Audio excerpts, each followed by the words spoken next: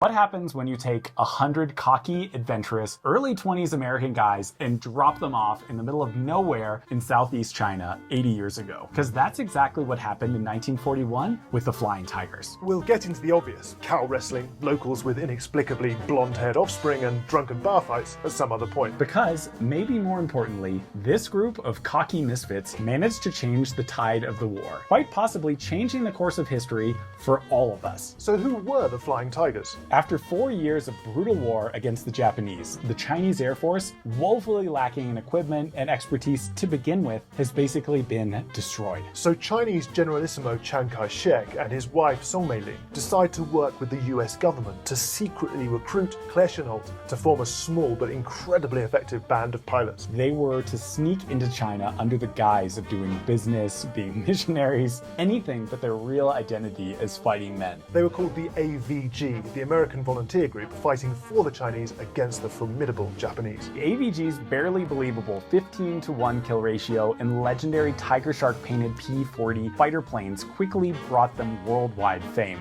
For a little more than half a year, from late 1941 to July 1942, the less than 100 volunteer pilots of the AVG fought in the skies over Burma, Thailand and China, but their impact was felt worldwide. Strangely though, they've slowly been forgotten. Why do you think that is? And what kind of stories would you like to hear about most? Let us know in the comments below.